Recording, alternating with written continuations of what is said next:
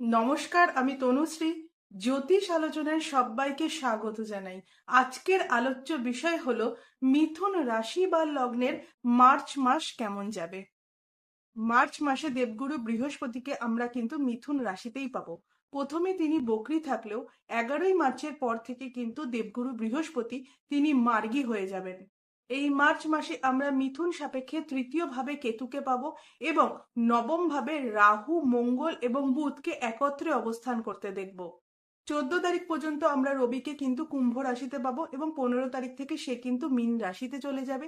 এবং মার্চের বেশিরভাগ সময় কিন্তু শুক্রকে আমরা মীন রাশিতে পাবো এবং তারপরে সে কিন্তু আবার মেষ রাশিতে চলে যাবে। আর শনিদেব থাকবেন কিন্তু মীন রাশিতে, অর্থাৎ মিথুন সাপেক্ষে দশম ভাবে।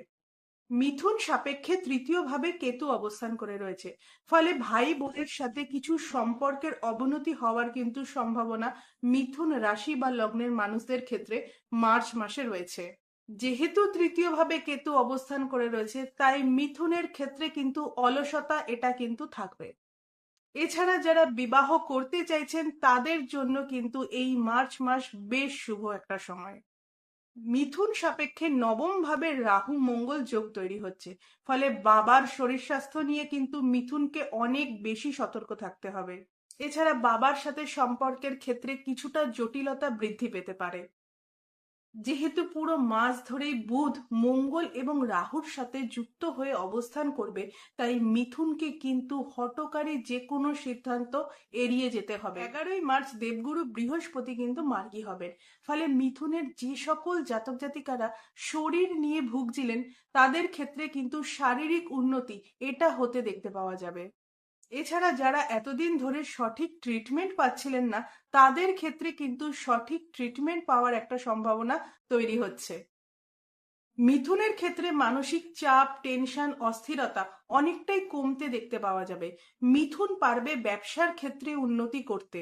এছাড়া পড়াশোনার ক্ষেত্রে মিথুনের সাফল্যের হার কিন্তু অনেক অনেক অনেক বেশি থাকছে এবং প্রেমের ক্ষেত্রেও কিন্তু এই মাসটা মোটের ওপর ভালোই থাকবে। এছাড়া যারা নতুন ব্যবসা শুরু করতে চাইছেন তাদের ক্ষেত্রে কিন্তু মার্চের 11 তারিখের পর থেকে সময়টা বেশ শুভ থাকছে। মিথুনের ক্ষেত্রে চতুর্থপতি হলো বুধ। সে কিন্তু রাহু এবং মঙ্গলের সাথে একত্রে অবস্থান করবে এই মার্চ মাসে, ফলে মায়ের শরীর স্বাস্থ্যের ব্যাপারেও কিন্তু মিথুনকে অনেক বেশি সতর্ক থাকতে হবে। আজ এ পর্যন্তই। যদি ভিডিওটি ভালো লাগে অবশ্যই ভিডিওটিকে লাইক করবেন, চ্যানেলটিকে সাবস্ক্রাইব করবেন এবং আপনাদের যত প্রশ্ন আছে কমেন্টে করুন। আমি চেষ্টা করব আপনাদের প্রশ্নের উত্তর দিতে।